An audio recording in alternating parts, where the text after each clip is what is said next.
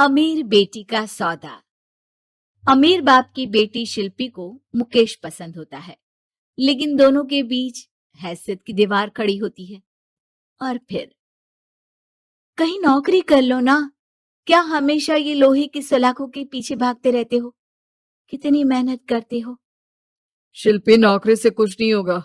तुम लोगों की हैसियत तक पहुंचना है तो अपना ही बिजनेस करना पड़ेगा, वरना तुम्हारे पापा किसी और से तुम्हारी शादी करवा देंगे।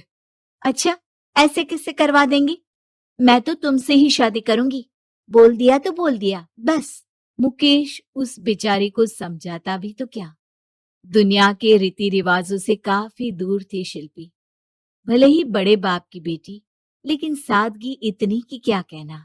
बेटा शिल्पी, कल तुमको देखने लड़के वाले आने वाले हैं, तैयार रहना। मैंने तुम्हारी माँ को समझा दिया है। घर के सारे नौकर चाकर को वो समझा देगी कि स्वागत कैसे करना है। कैसी बात कर रहे हैं पापा? मैं तो मुकेश से प्यार करती हूँ, उसी से शादी करूंगी। मैंने आपको बताया था ना। मुकेश किसका बेटा है? वो स्टील किंग सिंघानिया का, या वो जो बड़े ज्वेलरी वाले हैं मेहता, उनका? नहीं नहीं पापा, वो अपना ही काम करता है, लेकिन एस्टेब्लिश नहीं है अभी। पापा, वो आपके पास तब आएगा जब कुछ बन जाएगा। आप प्लीज थोड़ा सा वक्त दे दीजिए। पिता को शिल्पी की बात पर गुस्सा आ जाता है। वो उससे कुछ नहीं कहते और शिल्पी की माँ के पास जाते हैं। ये संस्कार देकर बड़ा किया तुमने शिल्पी को, और कैसे मैं किसी भिखारी के साथ उसकी शादी कर दूं? कौन है ये मुकेश? मैं जानती हूँ, बड़ा ही होनहार लड़का है। शिल्पी से बहुत प्यार करता है और शादी करना चाहता है। अरे ऐसे कैसे मैं किसी से भी अपनी बेटी की शादी कर दूं? कोई भी उठकर आए और कहे कि मैं शादी करना चाहता हूं तो मैं शादी कर दूं? कान खोल कर सुन लो, कल उसे अच्छे से तैयार कर देना, क्योंकि जो लड़का मैंने देखा है शिल्पी के लिए, वो करोड़पति घर का बेटा है, समझी? लाख मना करने पर भी शिल्पी को उस लड़के से मिलवाया जाता है जो उसके पिता ने उसके लिए देखा था। देखिए, मैं किसी और से प्यार करती हूँ और उसी से शादी करूंगी। ये तो बहुत अच्छी बात है कि तुम किसी और से प्यार करती हो, क्योंकि मैं भी किसी और से प्यार करता हूँ। लेकिन शादी तो हम दोनों को ही करनी होगी, जानती हो ना, ये बिजनेस और ये सारा कुछ। शिल्पी को समझ में नहीं आता कि वो क्या कह रहा है, लेकिन वो समझ जाती है कि वो लड़का भी किसी और से प्यार करता है। पिताजी, वो भी कह रहा था कि वो किसी और से प्यार करता है। हाँ तो करने दो ना, हमने तो नहीं रोका। तुम अपना देखो, शादी के लिए हाँ कर गया है वो। लेकिन क्यों? अरे वो और मैं दोनों ही एक दूसरे से प्यार नहीं करते, फिर शादी क्यों कर ले? पापा, एक बार सिर्फ मेरे कहने पर आप मुकेश से मिल ले। पिता शिल्पी के कहने पर फॉर्मेलिटी के लिए ही सही, लेकिन मुकेश को घर बुला लेते हैं। देखो, ज्यादा वक्त नहीं दे पाऊंगा। ये बताओ कि शादी के बाद कहाँ रखोगे उसे? 2 कमरे के मकान में? नहीं सर, मैंने 2 साल के बाद का सारा प्लान कर लिया है। मैंने आयरन इंडस्ट्री खड़ी करने के लिए पूरा ब्लूप्रिंट तैयार किया है। मेरी खुद की जगह है दादाजी की। बस थोड़ा फंड का अरेंजमेंट हो जाता तो काम शुरू कर देता। अच्छा, मतलब तुम यहाँ फंड रेज करने आए हो? मुकेश समझ जाता है कि उसके पिता शिल्पी की शादी उससे कराने के मूड में नहीं है। फंड आप कभी दे भी नहीं पाएंगे मुझे। मुझे तो सिर्फ शिल्पी चाहिए। मैं उसके बिना नहीं रह सकता सर। मैं उसे बहुत खुश रखूंगा। वो तो हर पति का धर्म होता है। वो तो मैं किसी से भी उसकी शादी करा दूं, वो उसे खुशी रखेगा। लेकिन देखो, मैं ज्यादा बात को घुमाना नहीं चाहता। वो बड़े घर की लड़की है, उसे काम काज की आदत नहीं।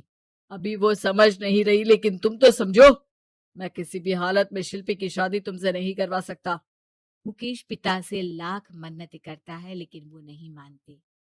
शिल्पी की शादी उस अमीर लड़के से हो जाती है। शादी के बाद क्या हम लोग मेरी माँ के घर चले? मुझे उन लोगों की बहुत याद आ रही है। हाँ हाँ, जाओ जाओ। वैसे भी आज मैं अपनी गर्लफ्रेंड के साथ मसूरी जा रहा हूँ, तुम जा सकती हो। कैसी बात कर रहे हैं?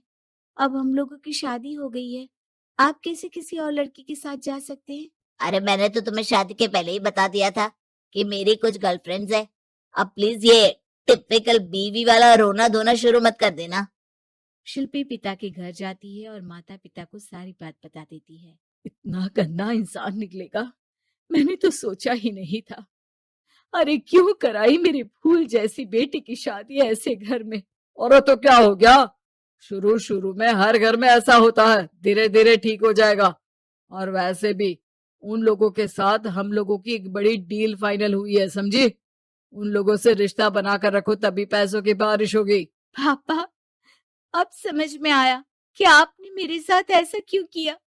मुकेश आपके सामने गिड़गिड़ा कर गया कि वो मुझे बहुत खुश रखेगा, लेकिन आपने मेरी शादी एक ऐसे लड़के से करा दी जो किसी और लड़की से प्यार करता है और शादी सिर्फ समझौते के लिए कर रहा है। पापा, मैं जा रही हूँ, लेकिन इस घर में कभी पैर भी नहीं रखूंगी।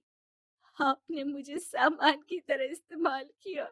माँ शिल्पी को बहुत रोकती है, लेकिन वो एक नहीं सुनती। कुछ समय बाद, शिल्पी, मुझे नहीं लग रहा कि अब हम दोनों के बीच ये शादी और रह पाएगी। मैं किसी और से शादी करना चाहता हूँ।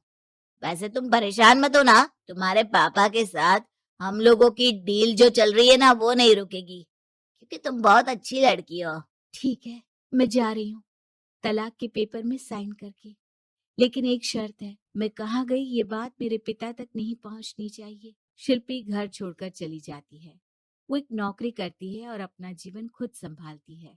लेकिन एक दिन, शिल्पी जी, आपसे मालिक मिलना चाहते हैं। अब मुझसे क्यों? शिल्पी मालिक के कमरे में जाती है, जहां सामने मुकेश होता है। अरे आप, आपको देखकर बहुत खुशी हुई, बहुत बड़े आदमी बन गए। थैंक्स, पर तुम्हें नौकरी करने की क्या जरूरत पड़ गई। मैंने तो सोचा भी नहीं था कि तुम मेरी शिल्पी होगी।